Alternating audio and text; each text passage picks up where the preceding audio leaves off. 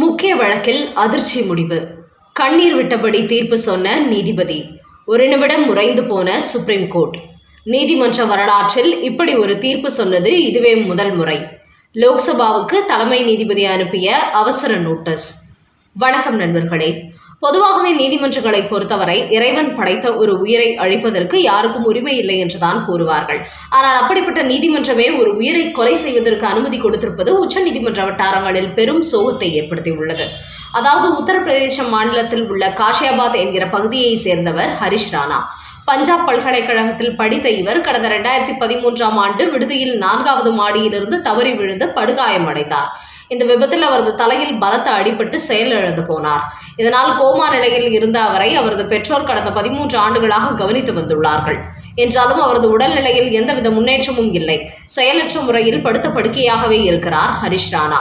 ஆனால் எங்களுக்கு வயதாகிவிட்டதால் அவரை கவனித்துக் கொள்ள முடியவில்லை என்று சொல்லி அவரது பெற்றோர் கருணை கொலை செய்வதற்கு உச்சநீதிமன்றத்தில் வழக்கு தொடுத்துள்ளார்கள்.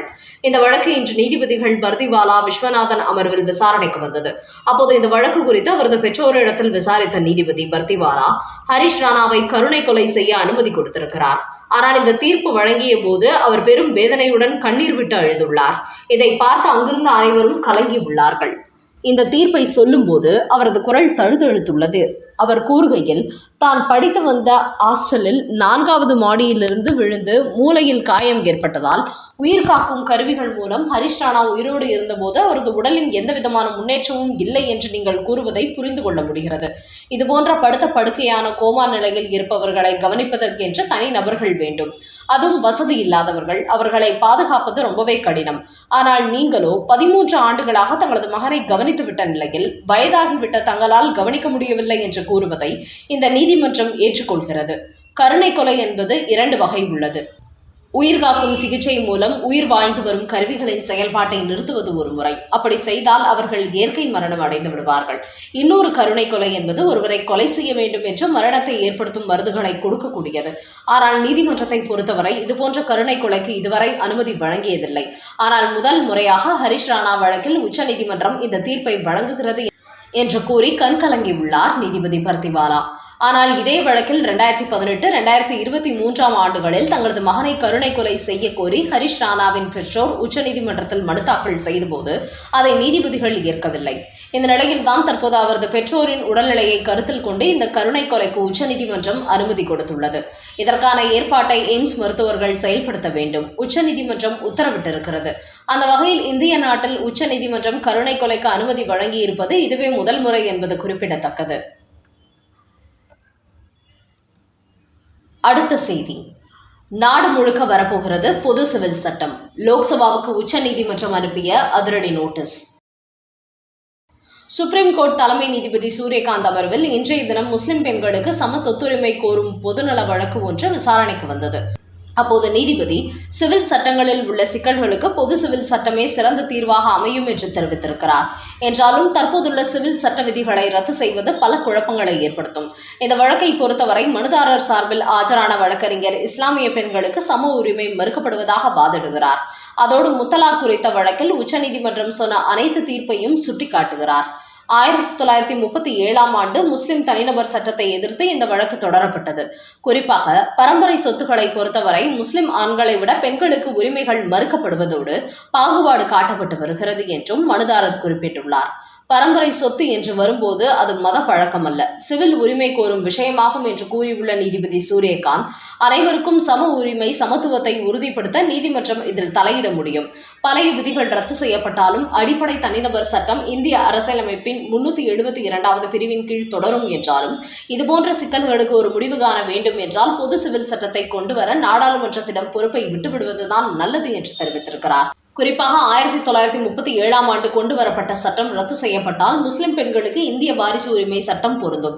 இதனால் இஸ்லாமிய ஆண்களுக்கும் பெண்களுக்கும் சம அளவு சொத்துரிமை கிடைக்கும்.